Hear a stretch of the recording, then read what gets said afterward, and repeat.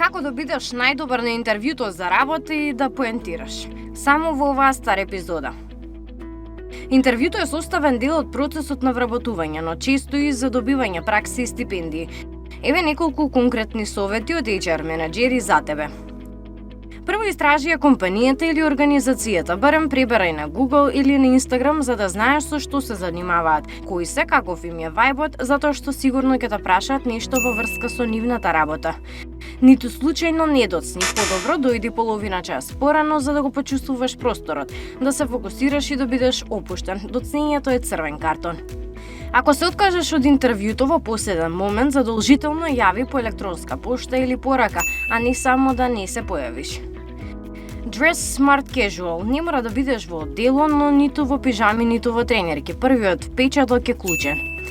Исклучи и тргни го мобилниот. Не ти треба на интервју, а и според бизнис правилата е непристојно да стои пред тебе.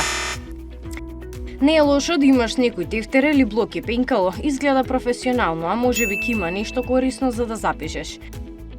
Биди ти, не глуми, работодавците веднаш препознаваат што е фейк. Автентичноста каква и да е ти е најголемиот адут. Слушај активно, кимни со главата, гледај во очи, покажи дека си присутен и дека ја следиш конверзацијата. Покажи ентузијазам. Неверојатно е колку работодавците обажуваат да видат енергија, проактивност кај кандидатите. Покажи дека ти е важно да ја добиеш таа работа или пракса.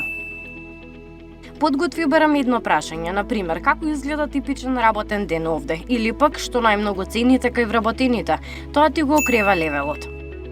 Не зборувај лошо за поранешни шефови, професори, веднаш е минус поени.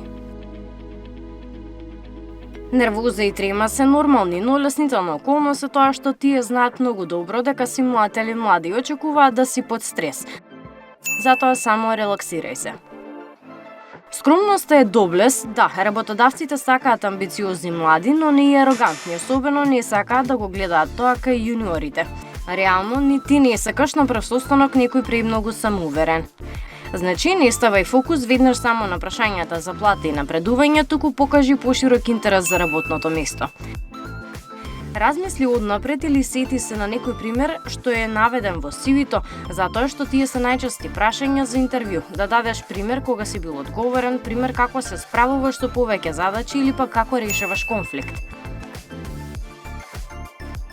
Бонус, позитивна енергија, смиреност, насмевка па и природна духовитост секогаш се плюс при создавање впечаток и може да бидат пресудни во морето на кандидати.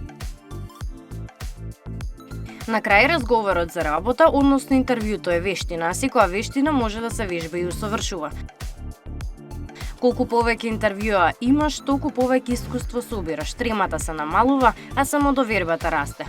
Затоа слободно прифати покани за интервјуа и користи ги како прилика за да се провериш себе си. И секако ако ги следиш стар советите, полесно ќе стигнеш до пракса или прва работа.